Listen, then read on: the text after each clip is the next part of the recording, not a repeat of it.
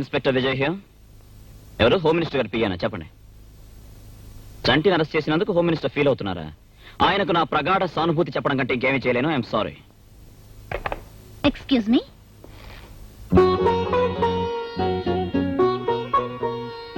Mister Vijay, మిమ్మల్ని అభినందించడానికి వచ్చాను. దేనికి? ఎందరు ఆఫీసర్లు వచ్చినా ఆ నీలకంఠాన్ని గాని, వాడి తమ్ముడిని గాని, వాళ్ళ రాజకీయ పలుకుబడిని గాని ఎవ్వరూ ఏం చేయలేకపోయారు.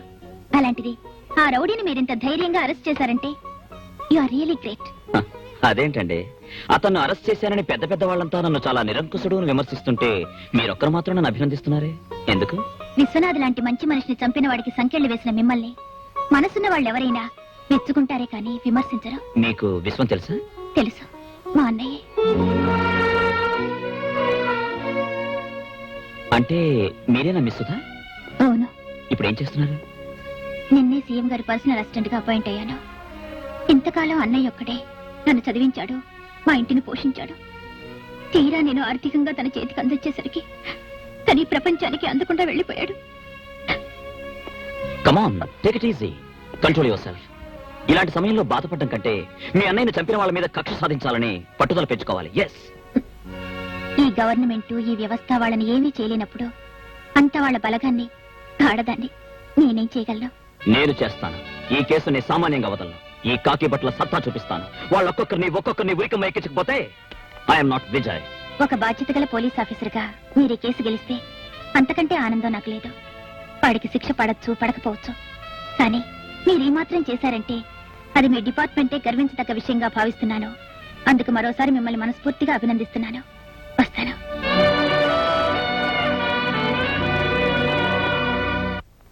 మిస్టర్ విజయ్, ఏమిటిది? ఆయన ఎవరో తెలుసా? అతను ఎవరికి ఎలా తెలిసినా నాకు మాత్రం క్రిమినల్ సార్. ఏమిటి ఆయన చేసింది? సార్, నిరాహార దీక్ష చేస్తున్న స్టూడెంట్ లీడర్ని సరిగ్గా నిలబడరా, సీఎం గారి చేత విషం ఇప్పించి చంపాలనుకున్నది ఇతనే సార్. అలా అనడానికి ఆధారాలు ఏమిటి సార్? అన్ని ఆధారాలు, ప్రత్యక్షంగా చూసిన సాక్షులు ఉన్నారు సార్. నీకు మతిపోయింది సార్. లేకపోతే ఏమిటయా, నిర్దోషిని పట్టుకుని దోషి అనడానిక నీకు ప్రభుత్వం ఉద్యోగం ఇచ్చింది? అతను దోషి కాదని మీరెలా చెప్పగలరు? అసలు దోషి దొరికాడు కనుక. అసలు దోషి దొరికాడా? ఆ రోజు సీఎం గారి చేత విషయం పెంచి స్టూడెంట్ లీడర్ని చంపాలనుకున్న వ్యక్తి తన తప్పును ఒప్పుకున్నాడు. తనకు తనే పోలీస్ స్టేషన్కి వచ్చి లొంగిపోయాడు. లోపలున్నాడు. లోపలున్నాడా? మన డిపార్ట్మెంట్ ఉన్నది 1000 రకాలుగా ఆలోచించి 1,00,000 రకాలుగా నిర్ధారణ చేసిన తర్వాత దోషి ఎవరో నిర్ణయించి అరెస్ట్ చేయడానికి. అంతేగాని నీలా పెద్ద మనుషులను అవమానించడానికి కాదు. ఇప్పుడు నేను సస్పెండ్ చేయొచ్చు, తెలుసా నీకు? పాపం ఉండని. ఈ మధ్య పోలీసు వాళ్ళు సినిమాలు చూసి చెడిపోతున్నారు. హీరోలు అవుదామనుకుంటున్నారు. కొంచెం మూమెంట్లు తగ్గించు. ఇదే ఆఖరి వార్నింగ్. చూడండి, ఈ ఇన్స్పెక్టర్ బుద్ధి లేని తన వల్ల అరెస్ట్ చేశాడని, మా తమ్ముడి తప్పేమీ లేదని మీ డిపార్ట్మెంట్ డబ్బుతో అన్ని పేపర్లో వేస్తే బాగుంటుంది. రారా సంటి, మీరు పదండి.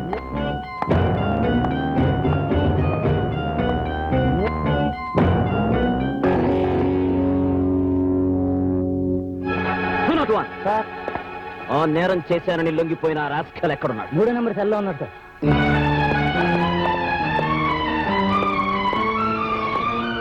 Open the cell. రైట్.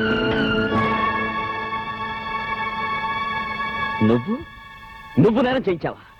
అవును అవును. నిజం చెప్పు. మా ముసల్దానికి ఒంటో బాగాపోతే డబ్బులు ఇస్తానంటే వచ్చా. ఇక్కడ కూకున్నా. అదైనా కడుపు నిండా తిండి తిని బతుకుద్దని.